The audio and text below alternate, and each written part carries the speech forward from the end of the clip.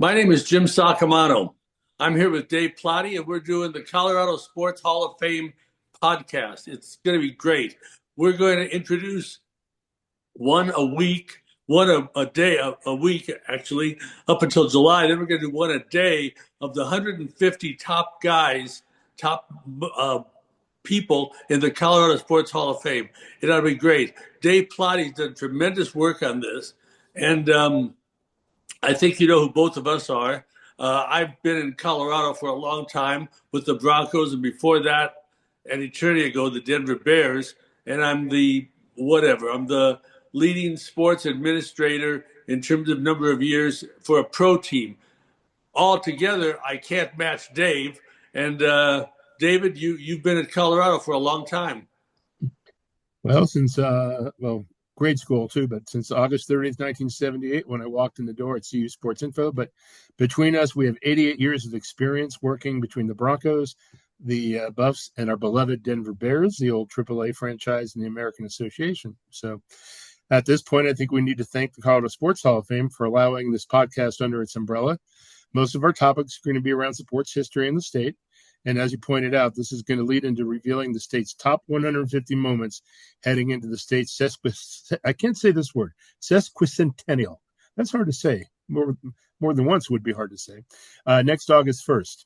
So leading up to that date, we're going to hopefully have a lot of interviews with the people that we're talking about and reminiscing about those memories.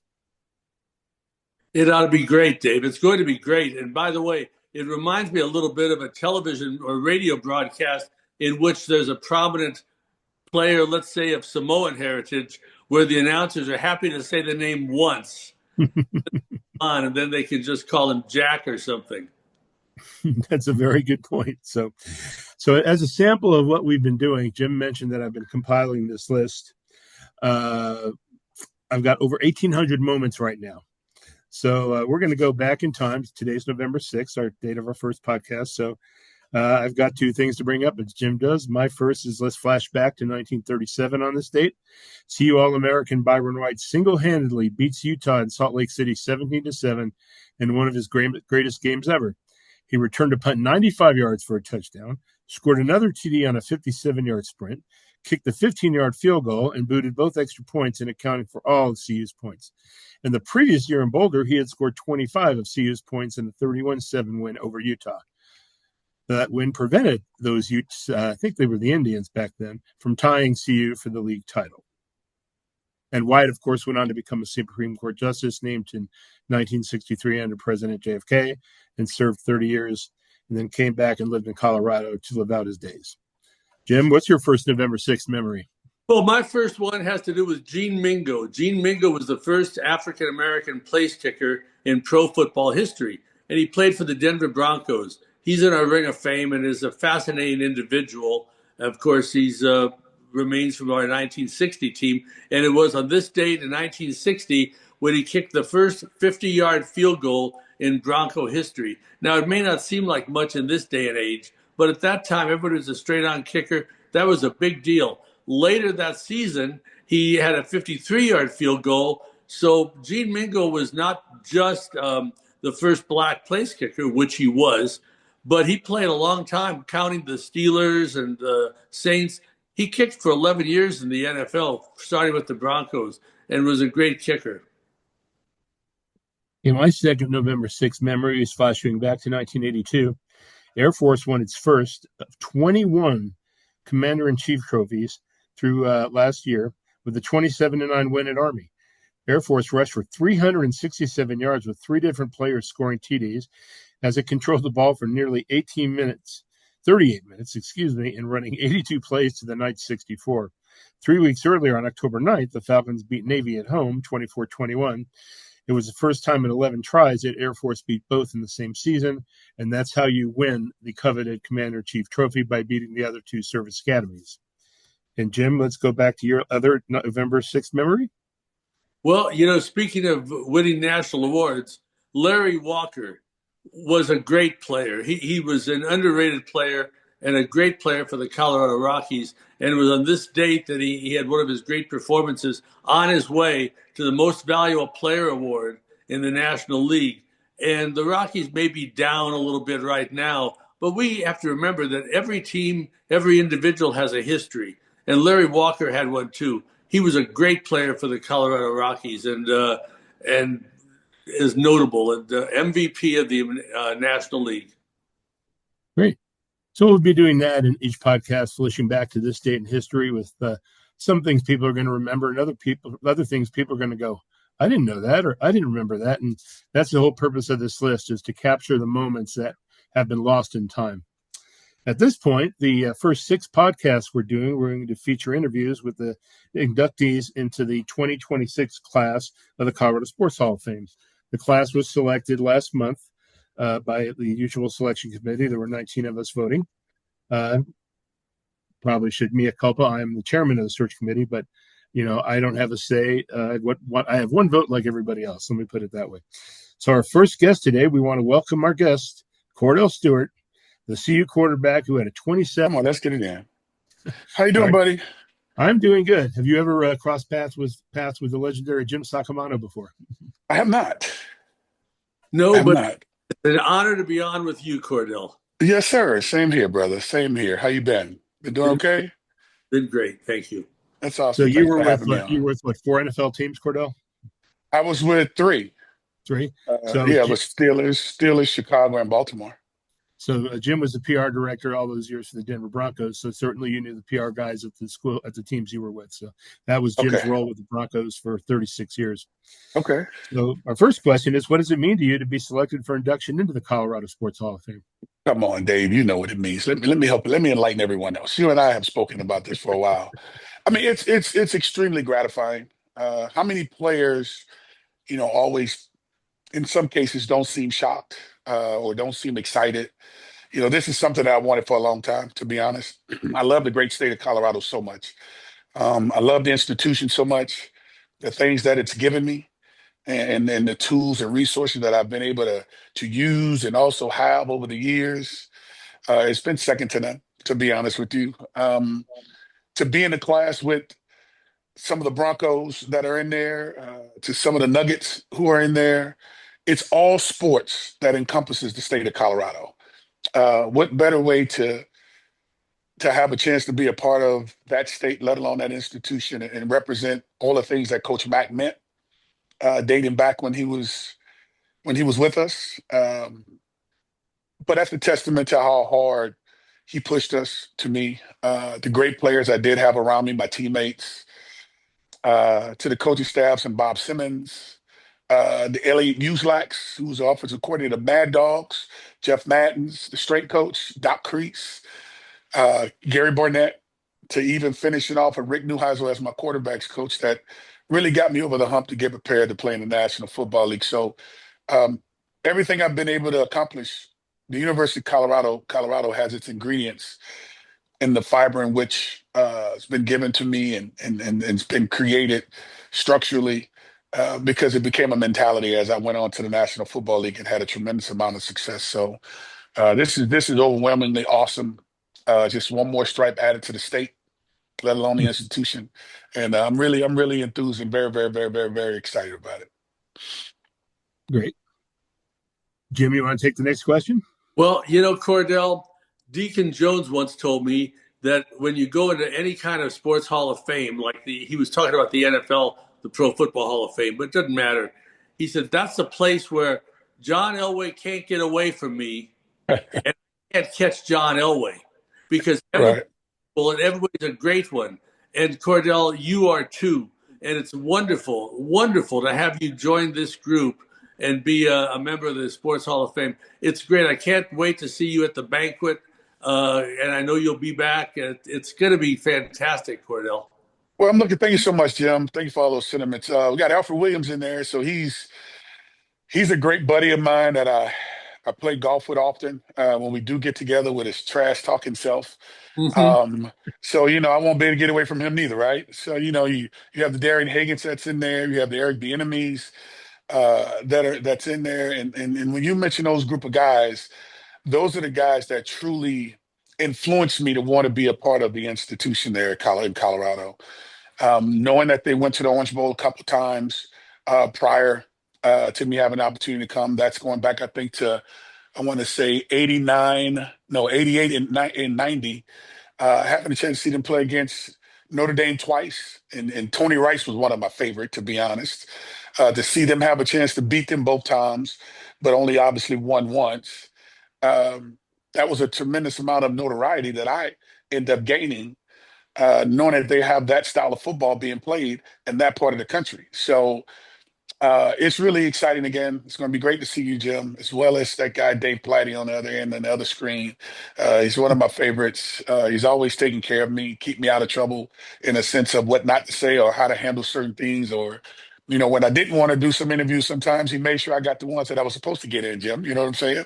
Because I was so locked in and wanting to play. But yes, I'm excited to get there because all the memories that took place there is going to come up again, and as well as seeing some of the Broncos in there that you were affiliated with, having a chance to see those dudes that we had a chance to play against in 2001, which ended up going to a Super Bowl and winning back-to-back Super Bowls. So all things encompassed in Colorado and anything that's affiliated with that state, it's going to come up and be really exciting. Probably be an emotional moment too for me, to be honest. I always say I get an assist, but you have to make the basket. You were such a great interview, and you understood your leadership role in having to meet with the media. And that does fall upon the quarterback quite often. Now, we can't have you on without bringing up a certain date in history, September 24th. I think you know the year. Game was at the Big House in Michigan. Chris Hudson fair caught the ball at the 15-yard line. There were 14 seconds left on the clock. Why don't you run through that scenario? First of all, what was going on the sidelines? We always heard that Coach Neuheisel drew that play up on the ground, literally. We had people forget, we had a Hail Mary that didn't work at the end of the first half. So he had to tweak that, correct? Yep. Yeah, well, you know how it goes. Nothing was going our way in that game. Literally. We were getting a lot of yards, but we weren't able to convert them into touchdowns.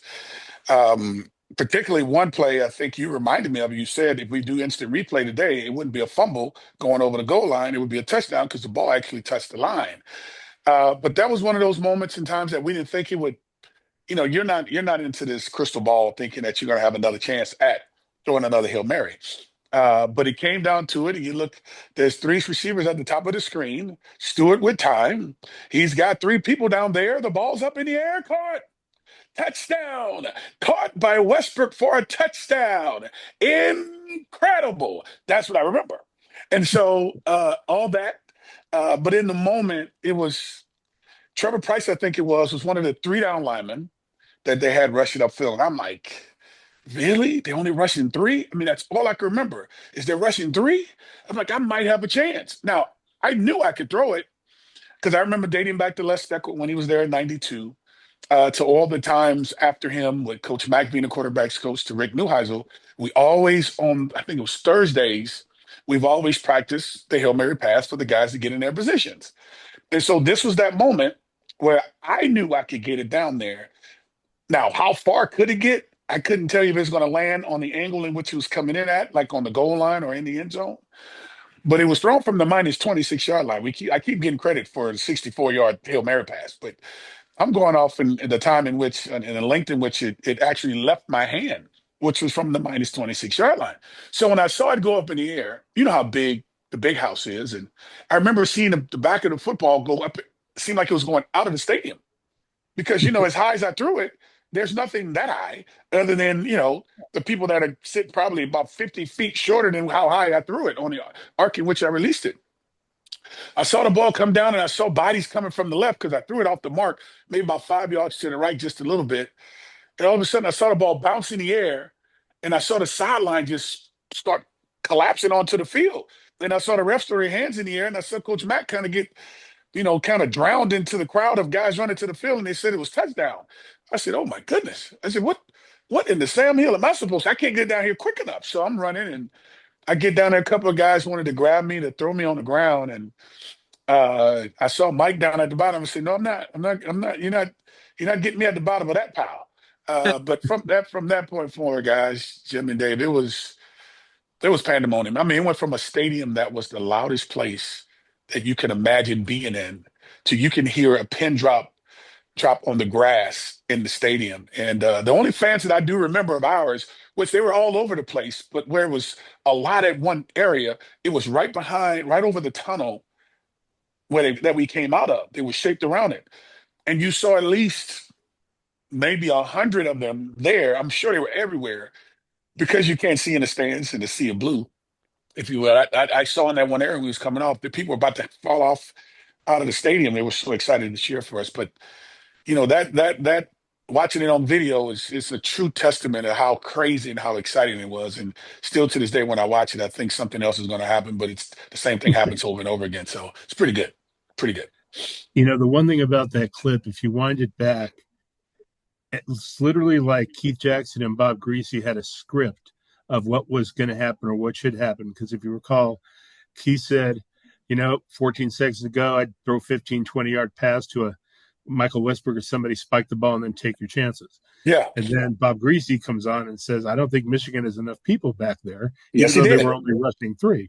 Yes, he did. And the cool thing about the clip is after they showed Michael catching the ball, they cut back to you running probably a 9-2 100-yard dash down to get to that end zone. That's right, Dave. It was exactly that. They did, now that you say that, along with the announcement of the actual play itself, the lead up to it was as if it was scripted. Like they saw exactly what we were getting ready to do. Which means the coaches drew it up well. They drew it up perfectly. But truly, that was the only thing we could do. You know, there wasn't enough time. I think 15 seconds to where we took Mike on a dig route off of the tip left drill. Um, and he pushed up to like maybe 15 and probably 20, 25 yards or something to that 21. extent. 21 yards. He catches it and we run up and spike it. And, you know, we had what, 6 seconds left, bro? I mean, sometimes you don't get a chance to spike it because you're doing so much other stuff. But we drew it up perfectly. And I had enough gas in the tank to let it go because there was 3 people down there. The ball got up in the air and it was caught for You know, touchdown. the interesting about Keith's call, he told us this the next week we were at Texas and KOA, we were outside. They put the TV and the radio outside of the press box, which is Yep. always nice on a 100-degree day. So Keith Jackson looks over the partition, goes to Larry Zimmer. Hey, Zimmer, nice call last week. And Larry's like, yeah, but I didn't know who caught the ball and you did.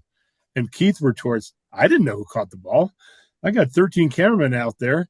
And after I said touchdown, somebody goes 81, caught by Westbrook for a touchdown. That's the only way Keith even knew. And that kind Wow. of eased Larry a little bit because Larry felt so bad about that. But we were literally at the 5-yard line opposite of that end zone. We couldn't see anything. So Wow. That's that's a great little production, though. But that's great that's production, though, right? yeah, Yeah, that's a that's little great unknown production. thing about that call. So Yeah. Yeah. Jim, you have another question for Cordell? I was just going to say many, many athletes play many, many sports. How many we can say, but not many can be identified with the miracle in Michigan or a similar play. Almost none, almost no one. And you've got that forever. And it's a really cool thing, Kordell.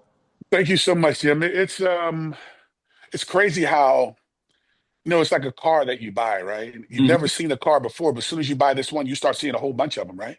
So all of a sudden, when the Hail Mary was thrown, after that, you start seeing a whole bunch of them, right? You saw LSU against Kentucky when it was tipped, I think probably on a 30-yard line. The kid catches it, runs it in the end zone. And you start seeing a few other ones.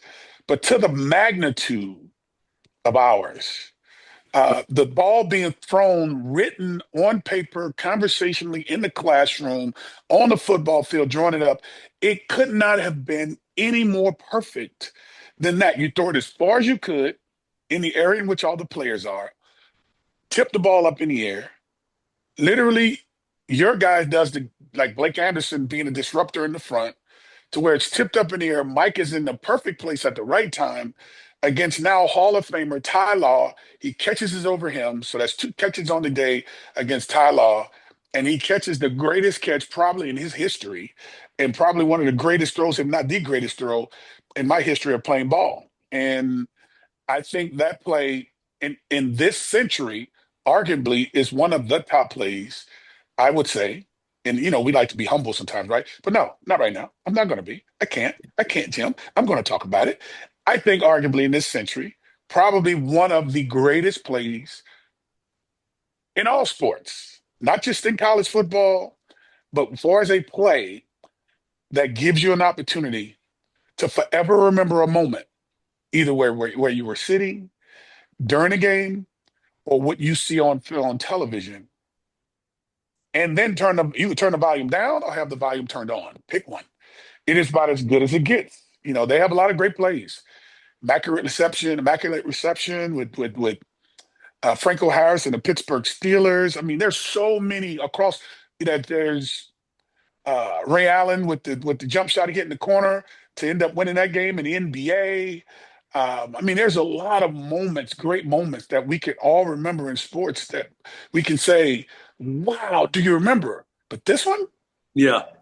this is pretty good. Yes, it's pretty good. Let's fast forward that season to the Fiesta Bowl. Before we get to what you did in the game, do you remember the luncheon ahead of the game between the two teams?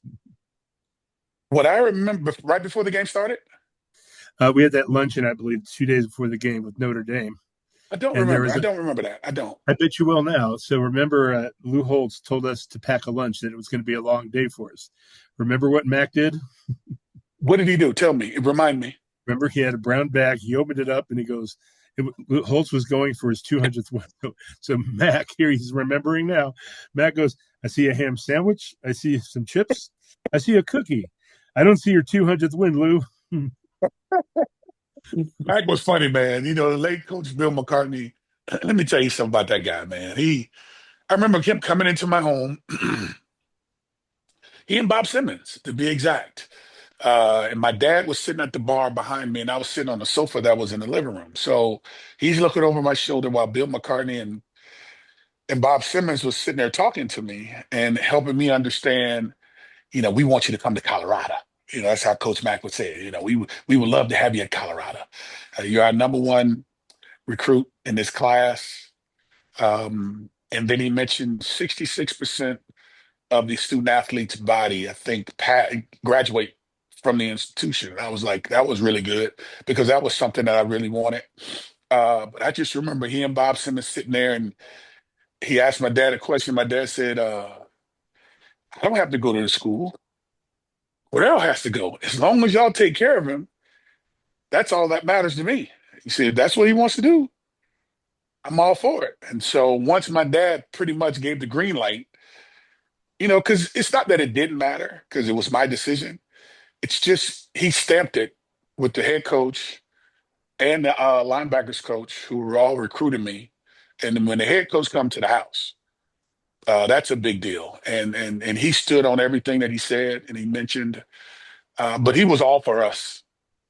That when I got there, I don't know what was going on before I got there, but he was all for us, man. He didn't want the media around, and he just wanted to make sure the concentration was truly on his players and that we all had a fair chance to really work, and do the right thing, and make sure that when it was time for us to get out on the football field and play, that the way he was, we felt like we was going to go through a brick wall for him, literally, and based on that brown paper bag with everything else in it, but that 200 win, that's a testament to his beliefs and how he felt about us. And so I don't think he would have said that.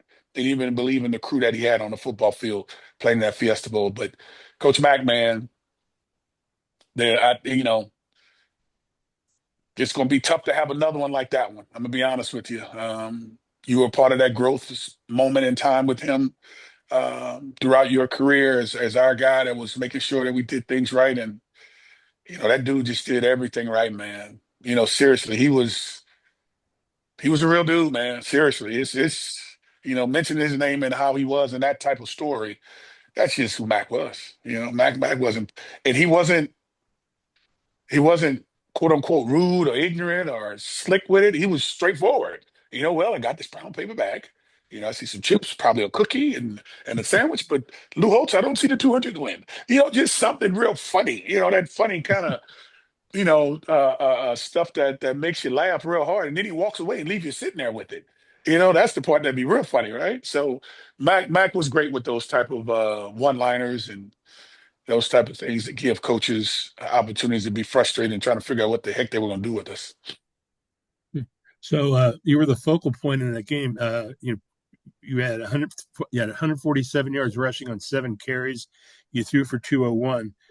Did you realize you were really out of the spotlight on you because Rashawn had won the Heisman, but in the Heisman banquet circuit, he gained about 15 pounds, so he lost a little bit of his Okay. speed. And Yeah, yeah, everyone that yeah. goes through that Heisman, so all of a sudden, you just exploded and had the game of your life outside of the throw of Michigan, of course. But were you thinking you were going to accomplish that in that game? I was prepared. Rick didn't tell me specifically, but I think we all saw the rough times that most Heisman Trophy winners have playing in the bowl game, right? The winners don't always have the greatest success. Historically, that was what it was. If you're a running back, you won the trophy, or quarterback. You I'm not gonna say you fall off, but it's not the same, right? Because I guess probably there's probably three more people that are really eyeing on you to make sure that you don't have a Heisman Trophy performance against them in the bowl game. And Notre Dame really needed that bowl game, I think, for their national credibility, because they didn't have the best season of their career in the sense of where we were ranked, which was what, third in the country, I think, going into the game, something like that. Yep. To knock off the number three team in that bowl game would have done a lot for their recruiting. Of course, with Penn State and Nebraska ahead of us, we knew we had to take care of business. And so also with them coming, being delayed, trying to figure out what jersey they wanted to wear, whether it was the navy blues or the green, they came out with the green. And we was getting kind of frustrated on the sideline. And in the back of my head, I just had to go through my reads, for his running the option, and they kept taking Rashawn. They just kept taking him. And Rashawn still got his for the most part, the big yards that we needed, and the important yards. But whatever they gave me, I had to take. And that was what, 350 plus yard total offense day with a couple touchdowns thrown, maybe, or ran and thrown. That was a big day. Dave, this is what's crazy, and Jim, this was crazy.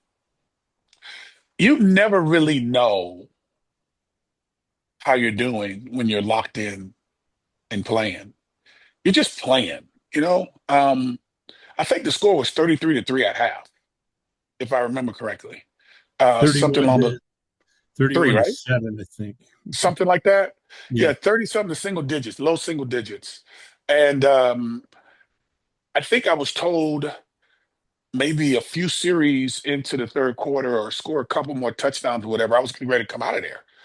I didn't want to come out because I was having fun, to be honest. I didn't know what to look for. It wasn't me being nervous, but that game was a great game. And Oliver Gibson, who was the late Oliver Gibson, who was their nose tackle, number 55, who was making all that noise.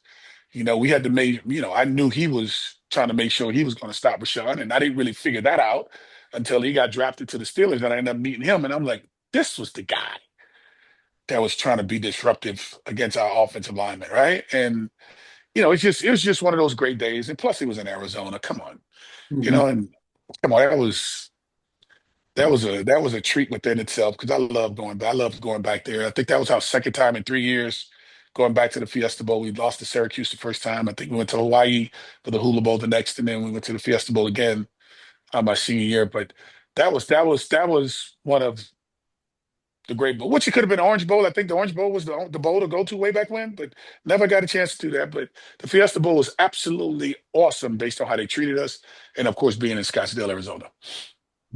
And the last question, real quickly, as we wrap this up, is you mentioned how important getting a degree was.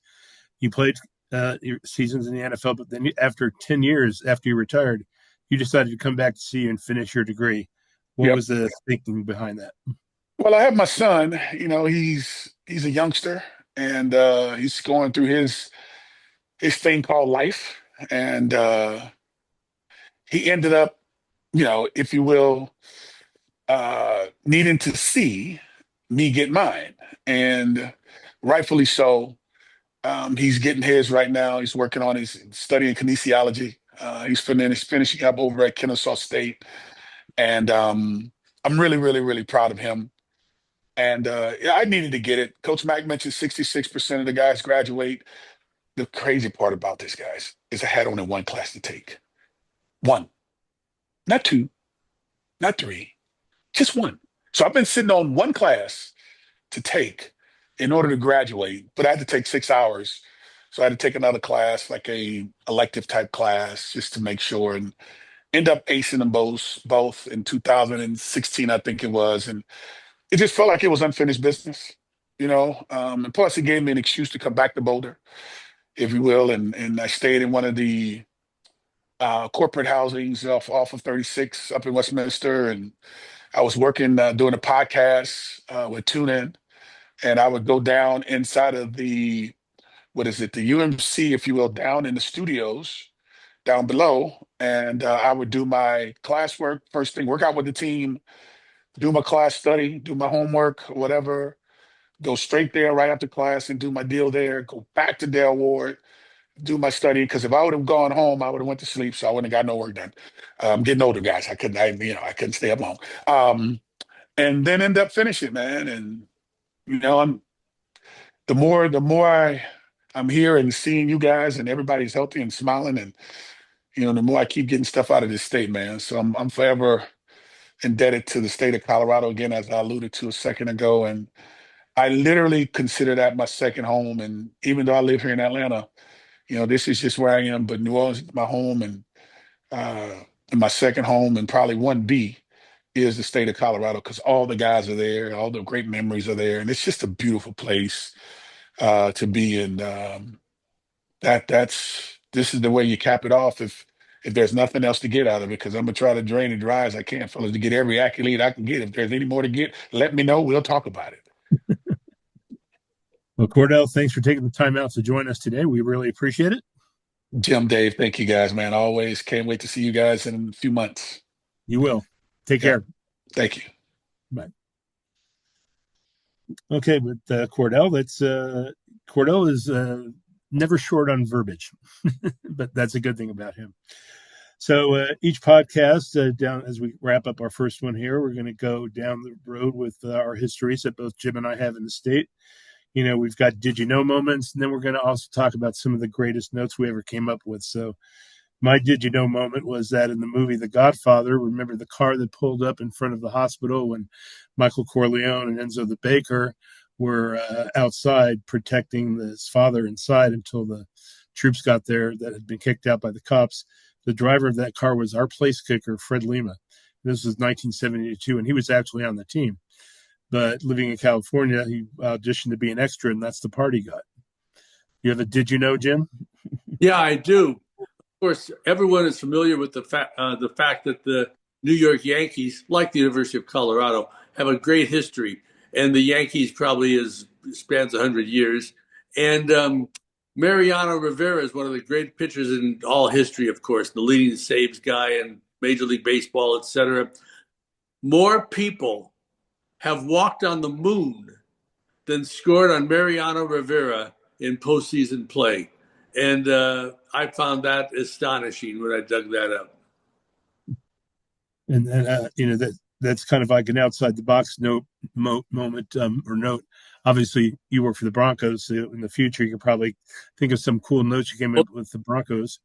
But my outside the box CU note is that everyone knows Jack Swigert was on Apollo 13, played by Kevin Bacon in the movie. And I pointed out that with where the moon was located on all the Apollo missions, it was the furthest from the Earth. So Jack Swigert is one of 3 humans that made the longest road trip in known human history.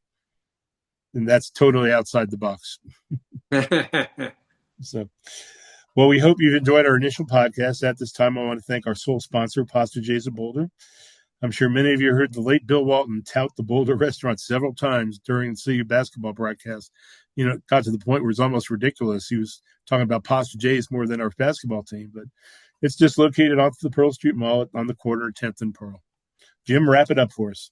Okay, Pasta J's, first of all, is one of the great places. It's a great place to go to. We hope everybody enjoyed this podcast and this interview with Kordell Stewart.